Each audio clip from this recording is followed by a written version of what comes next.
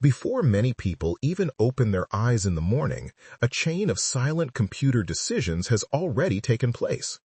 An alarm has been timed to match past sleep habits, a list of news stories has been picked and ranked, a music playlist has been arranged to keep attention, and a route to work or school has been mapped out based on traffic patterns.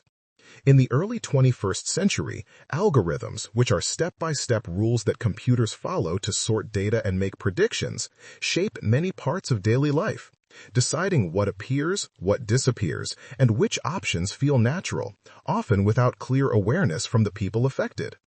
Number 8 describes recommendation systems on large entertainment platforms that decide which films, series, and songs appear first. Global streaming services such as Netflix, YouTube, and Spotify began to rely heavily on these systems around the late 2000s and early 2010s, when internet use and data collection grew rapidly.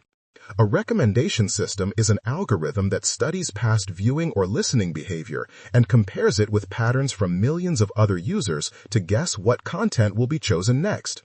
This development is significant because it turned entertainment from a fixed schedule or simple list into a continuous, personalized stream. In the short term, this leads to convenient discovery as new episodes, films, and tracks that match earlier habits appear without effort. Over the long term, it can narrow taste and limit exploration because the system mostly promotes content that fits earlier patterns, guiding attention toward what leads to longer watch time rather than what might be most original, diverse, or helpful.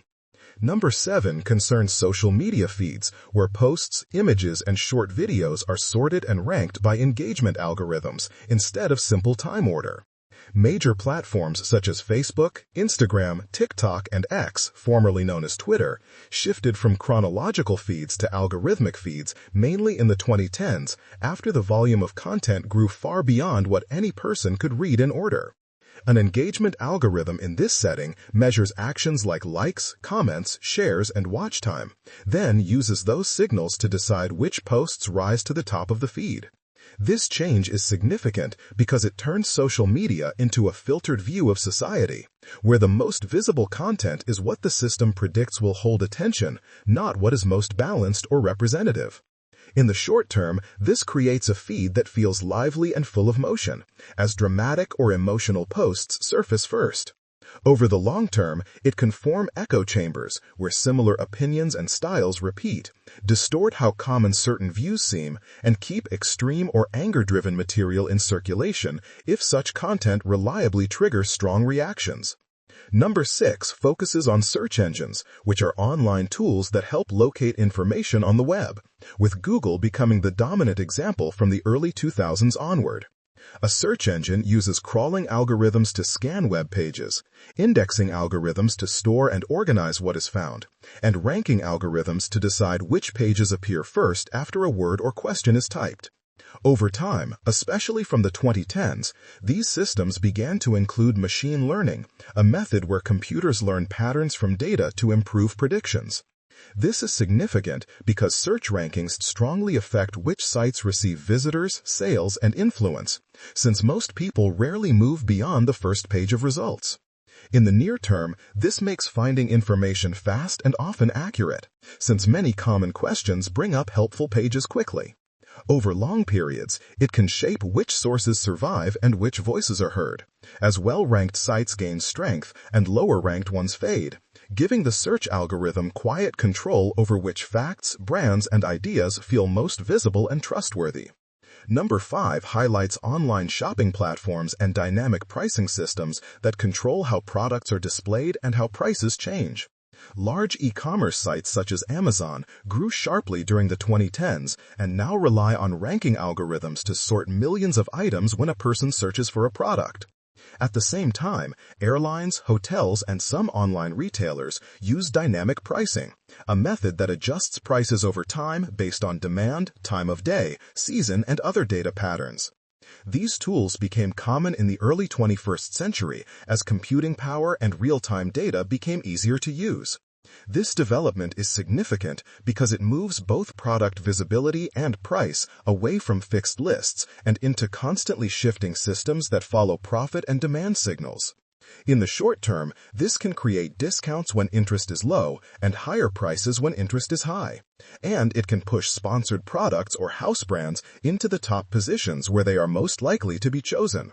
Over the long term, it can change buying habits, strengthen the position of large platforms that control the ranking space, and reduce price transparency, since many customers cannot easily tell whether they are seeing the best possible offer or only the one that suits the platform's business goals.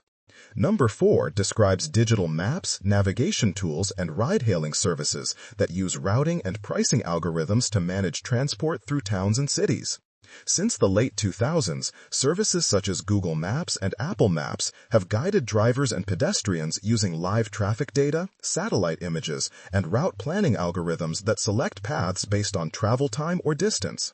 Around the same period, ride-hailing platforms like Uber and Lyft appeared, using matching algorithms to connect passengers with drivers and surge pricing systems to raise fares when demand increases in a specific area.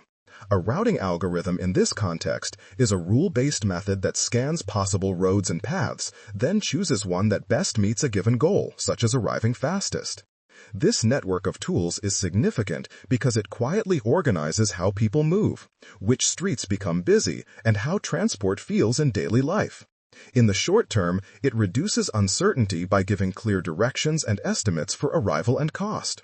Over the long term, it can change which neighborhoods receive more vehicle traffic, influence city planning, and increase dependence on a small number of private platforms that decide routes and prices in ways that ordinary users cannot easily inspect. Number 3 looks at digital dating and social discovery services, which use matching algorithms to suggest partners and connections. Starting in the early 2010s, apps such as Tinder, Bumble, and many regional services became widespread, moving much of the first contact in romantic life onto phone screens.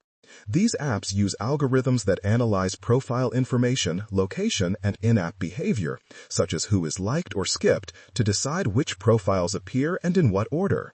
Many also apply techniques from recommendation systems, learning which matches are more likely to lead to a message or meeting.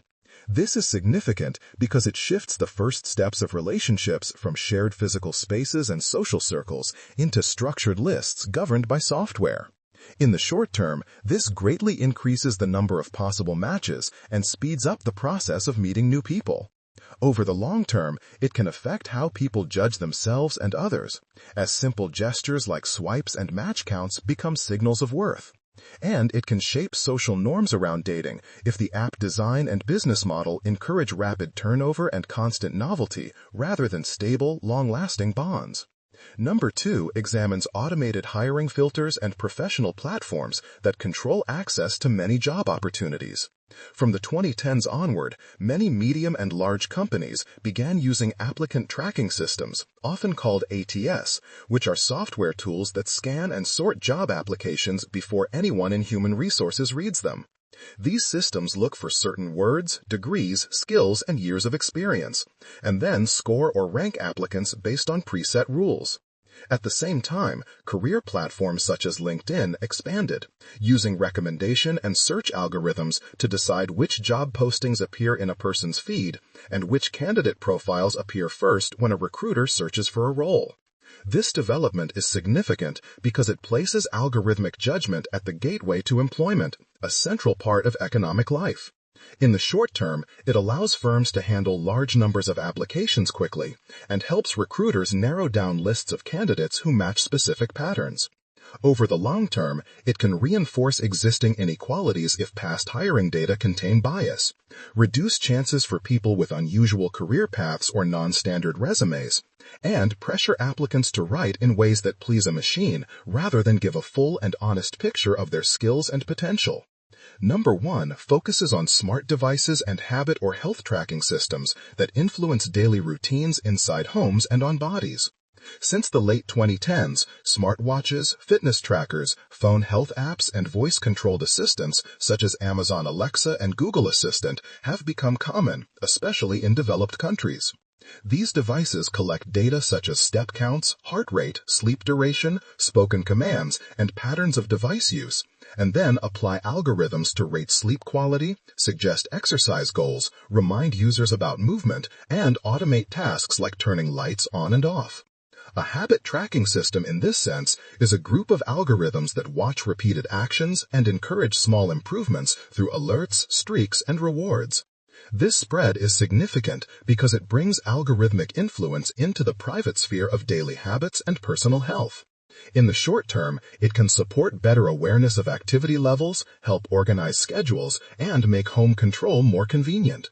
Over the long term, it can change how people feel about their own bodies and discipline if device scores and streaks begin to outweigh inner signals.